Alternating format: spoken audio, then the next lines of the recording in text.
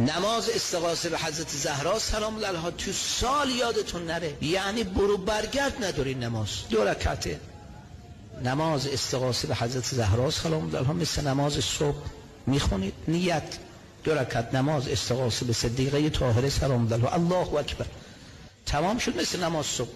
اما وارد شده 3 تا الله اکبر حتما بگی، دستا رو ببری بالا، بعد 34 تا الله اکبر، 33 تا الحمدلله، 33 تا سبحان الله، تسبیحات خدا بیبی. بعد سر بذاره به سجده 100 بار بگه یا مولاتی یا فاطمه تو اقیسینی، بیبی جان کمکم کن به دادم برس.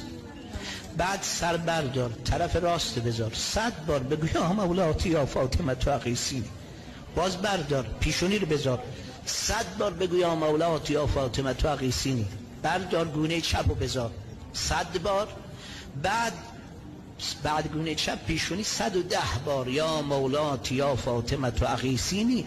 امام صادق علیه السلام فرمود حاجت تو بخواه، حاجتت به حرمت جده ما برآورده میشه.